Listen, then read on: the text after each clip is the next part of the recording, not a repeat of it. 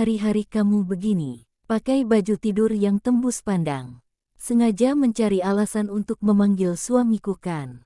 Ganjen banget jadi orang. Terserah aku dong mau pakai apa. Toh Mas Yoga selalu menyukai penampilanku seperti ini. Dia bilang aku menggoda dan sangat menggairahkan. Wajahnya menyeringai penuh permusuhan. Ya, pantas saja. Kamu seperti perempuan di jalanan yang menjajakan tubuh.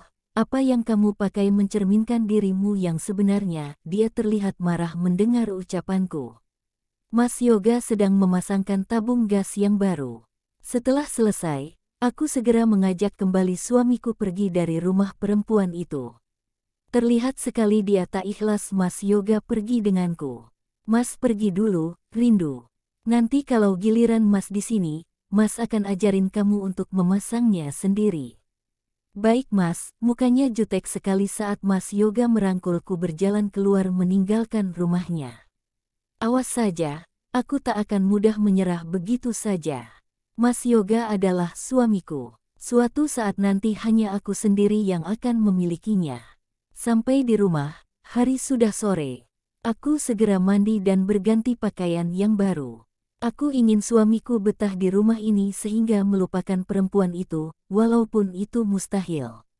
Wah, istri Mas dandan sedikit saja sudah terlihat sangat cantik. Berhenti memujiku Mas, kalau aku cantik di matamu mana mungkin kamu berpaling pada perempuan itu. Bagi Mas, kamu yang paling cantik. Gombal, beneran sayang, kalau saja dia tidak hamil. Mungkin sekarang Mas akan ninggalin dia. Mas bohong. Tadi dia bilang Mas sering memuji dia. Jangan pikirin dia, kita ke kamar yuk. Kangen. Dia malah menggendongku ke kamar. Apalagi kalau bukan minta jatah. Padahal masih sore. Aku hanya pasrah saat dia mulai mencumbuku. Kenikmatan itu tak bisa aku tolak, karena aku juga menginginkannya. Sampai hari Minggu, dia tetap berlaku sangat mesra padaku. Memanjakanku. Malam hari terasa singkat. Aku terbuai akan kasih sayang yang dia suguhkan. Sejenak aku lupa, bukan hanya aku yang dia cumbu seperti itu. Rasanya sakit sekali membayangkan dia juga begitu dengan perempuan lain. Tapi aku harus bagaimana? Hatiku menolak untuk dimadu, tapi pikiranku mencoba untuk ikhlas. Aku hanya ingin berdamai dengan waktu. Jika Tuhan memang menakdirkan aku hidup seperti ini, terpaksa aku turuti. Asalkan Mas Yoga bisa berlaku adil. Saat itu, aku sedang menyiram bunga di taman, saat ada pesan masuk ke handphoneku. Ada pesan dari mobile banking. Ada penarikan uang dalam jumlah yang sangat besar dari tabunganku. Tidak mungkin, aku tidak membeli atau menarik uang apapun. Apalagi dalam jumlah sebanyak itu. Aku segera berlari ke kamar, mencari dompet, memeriksa kartu ATM-ku. Tapi tidak ada, kemana? Aku membuka lemari penyimpanan barang-barang berhargaku. Di sana hanya ada buku rekeningnya. Tapi tak kutemukan ATM-nya. Aku mulai khawatir, cepat-cepat aku hubungi Mas Yoga. Jangan-jangan dia yang mengambil kartu ATM-ku.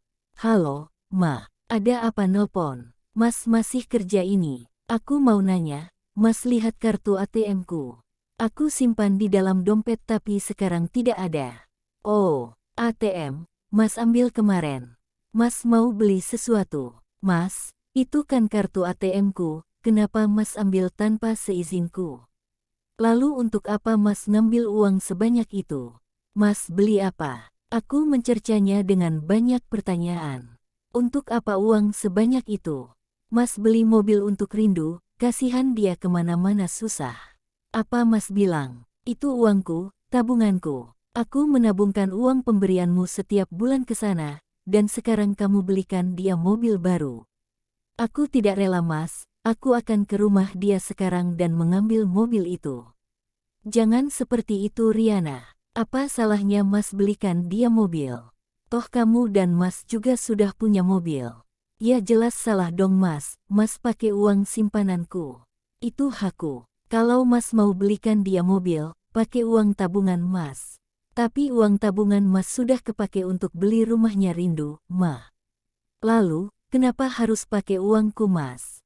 Aku tidak sudi, Aku akan ke rumah dia mengambil mobil itu dan memberikan dia pelajaran. Dia perempuan tak punya otak. Dia hanya berniat menghabiskan hartamu saja, Mas. Tunggu Riana, jangan ke sana. Mas mohon. Tidak, Mas. Sekarang aku tidak bisa memaafkan perempuan itu. Aku bergegas ke rumah perempuan itu, netraku sudah memanas. Ingin rasanya menangis tapi ku tahan.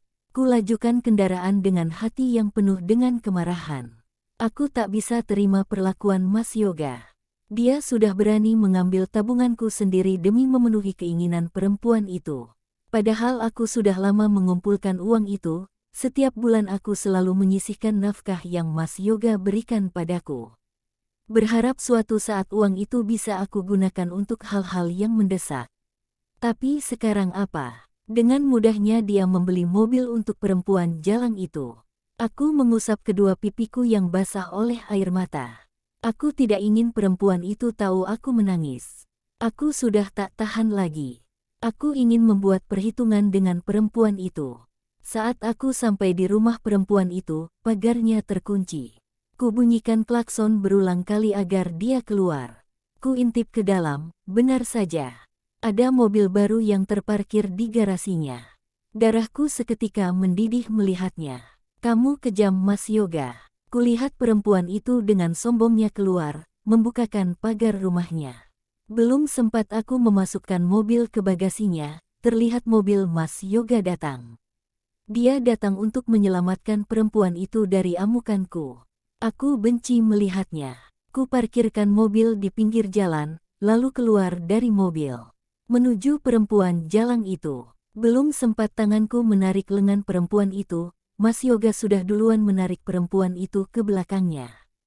Aku benci melihatnya, ingin sekali menghajarnya. Perempuan itu tersenyum licik dari balik punggung suamiku. Jelas sekali mukanya yang penuh kebanggaan karena dibela suamiku. Ma, cukup, jangan ribut di sini. Ayo bicara di dalam baik-baik. Tidak baik dilihat tetangga di sini. Biar saja, Mas, biar orang tahu wanita seperti apa tetangga mereka. Seorang pelakor yang sekarang mencoba menguasai harta suamiku. Aku berteriak dengan keras. Rasanya sakit sekali. Diperlakukan tidak adil seperti ini. Mbak Riana, kerjaannya selalu marah-marah. Gak bosan apa? Perempuan itu malah menyalahkanku. Dia bahkan tidak merasa bersalah sedikitpun. Rindu, masuk ke dalam rumah. Riana, ikut Mas, ayo kita ke dalam. Mas Yoga berusaha menarik lenganku. Para tetangga juga sudah banyak di luar. Karena mendengar teriakanku, mereka mulai berbisik. Akhirnya aku mengikuti langkah suamiku masuk ke dalam rumah. Duduk, Ma, dan kamu Rindu menjauh sedikit. Jangan sampai kamu kena amukan Riana lagi. Perempuan itu lalu mengambil kursi lain dan duduk di belakang suamiku. Dasar pengecut, aku membenci Mas Yoga karena begitu melindungi perempuan itu. Kenapa Mas bisa perlakukan aku seperti ini? Aku sudah menerima Mas punya istri lagi. Tapi sekarang kenapa Mas sampai tega membelikan dia mobil dengan uang tabunganku? Netra memanas, air mata pun tak mampu kubendung. Akhirnya pertahananku goyah. Aku menangis terseduh. Ku kibaskan tangan Mas Yoga yang berusaha menenangkanku. Ma, uang tabungan Mas tidak cukup untuk membelikan Rindu mobil. Mas kasihan melihat dia susah payah keluar karena tak punya mobil. Aku tak masalah kamu belikan dia mobil Mas, tapi gunakan uangmu sendiri. Jika kamu tak punya uang seharusnya kamu suruh dia menabung dulu, bukannya mencuri tabunganku. Tapi kan uang tabunganmu juga berasal dari Mas.